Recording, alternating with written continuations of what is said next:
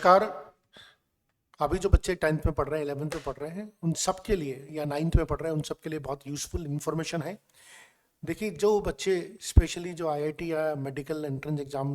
की तैयारी करना शुरू कर देते हैं, चाहे वो 9-10 से शुरू कर देते हैं, चाहे वो 11-12 से कर देते हैं, हमें मालूम है कि इन सब एग्जाम्स में कंपटीशन कितना होता है और ये बड़ा मुश्किल होता है स्कूल के साथ इसको मैनेज करना। और फिर हम एक रास्ता अपनाते हैं, हम डमी स्कूलिंग पे जाते हैं, और डमी स्कूल में गवर्नमेंट की जो रिस्ट्रिक्शन है वो धीरे धीरे टाइट होते जा रहे हैं, और इसकी वजह से बच्चों को बार बार अटेंडेंस के लिए बुलाया जाता है, एग्जाम्स के लिए बुलाया जाता है, और वहाँ पर उनकी जो कोचिंग का जो शेड्यूल होता है वो डिस्टर्ब होता है। नाउ एक बहुत लेजिटिमेट और जो तरीका है उसका वो है ओपन स्कूलिंग। तो अभी जिन पेरेंट्स जिनके बच्चे इस समय क्लास 10 में पढ़ रहे हैं, आप किसी भी बोर्ड में पढ़ रहे हो, सीबीएसई बोर्ड में पढ़ रहे हो, आईसीएसई बोर्ड में पढ़ रहे हो, और अगर आप अपने बच्चों के 11-12 नेक्स्ट 2 ईयर्स आईआईटी या मेडिकल की तैयारी करना चाहते हैं, which is very focus preparation, and it is almost impossible कि आप बच्चा सुबह स्कूल जाए और शाम को कोचिंग करे, ये बड़ा मुश्किल हो जाता है बच्चे के लिए दोनों चीज़ों को मैनेज करना। अब ऐसे बच्चों को जब 10 से 11 में जा रहे हैं, तो अभी से आप प्लानिंग कर सकते हैं कि उसको अपन एनआईओएस की बोर्ड में शिफ्ट कर सकते हैं, और एनआईओएस की जो पूरा लेजिटिमेसी के ऊपर सारे के सारे जो क्वेश्चन है वो पहले भी बहुत सारे मंच पे एड्रेस की जा चुके हैं, उसमें कोई प्रॉब्लम नहीं है।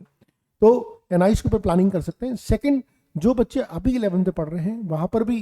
स्पेशली मैं तो देखता हूँ कि कोटा हाउस के आसपास की जगह पे कि कई बार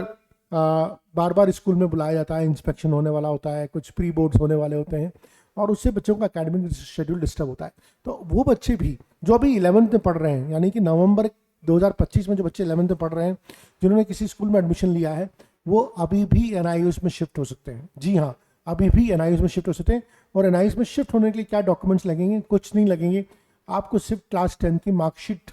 आधार कार्ड और फोटोग्राफ्स, ये 3 डॉक्यूमेंट आपके लगते हैं। आपको कोई टीसी नहीं चाहिए होती है। तो अगर आप किसी भी स्कूल में पढ़ रहे हैं और आपको लग रहा है कि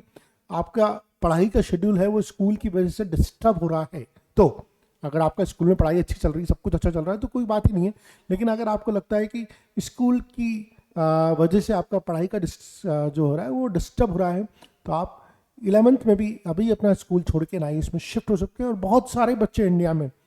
पिछले